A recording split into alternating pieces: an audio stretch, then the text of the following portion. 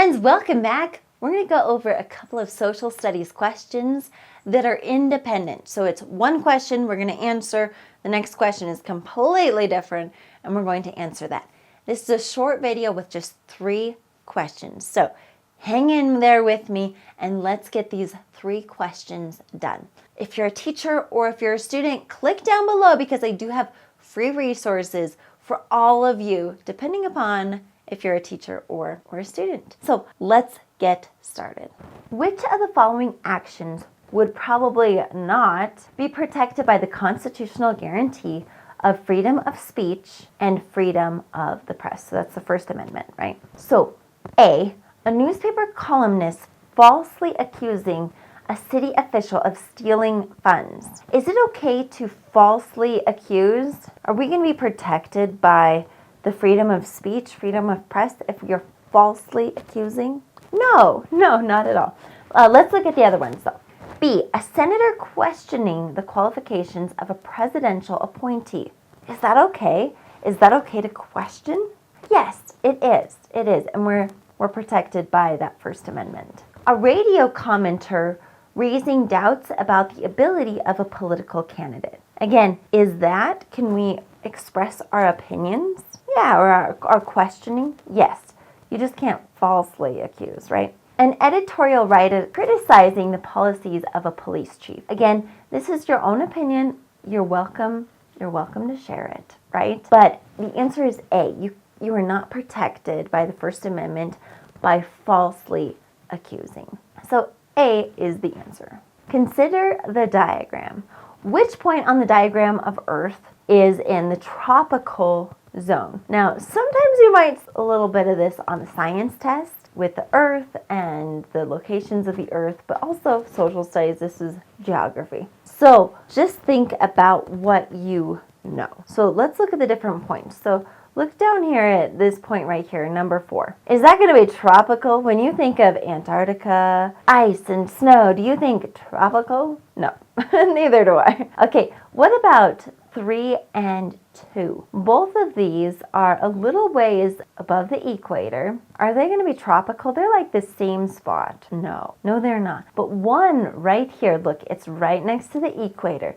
Tropical, nice and warm. That is our answer. Which of the following statements would be the most difficult to prove or disprove? Okay, so when you're looking for this, it's really paying close attention to the wording, okay? Which ones are maybe a little bit more subjective? So the United States should impose import taxes on goods from countries that do not allow access to their markets. So here we have should. That's kind of that vague word, right? So let's hold on to that answer. B, the United States does not impose any import taxes on European goods. Well, currently they didn't. Now we have a lot of tariffs, right? Does not impose. So that's like a yes or a no, and this is a no. We do not. So is that difficult to prove? No, very easy to prove. Import taxes on goods from Latin America are lower today than they were 5 years ago. Easy to prove or disprove? Yeah. Absolutely. Just look at the data from right now. You look at the data from 5 years ago. Import taxes on farm machinery are greater than those on automobiles. Again, very easy. Just look it up, right? So that leaves us with A. And again, should. Now, in our last video, we actually had another question just like this, where we're looking at the wording and there was just that little tweak in there with something that is more subjective, like should. Now, did you happen to notice that all 3 questions in this set were A? Now that's not always the case. So the people that created this HiSET test, GED people, don't worry, it's here to help you as well. It just was randomly, all the answers, 3 in a row were A.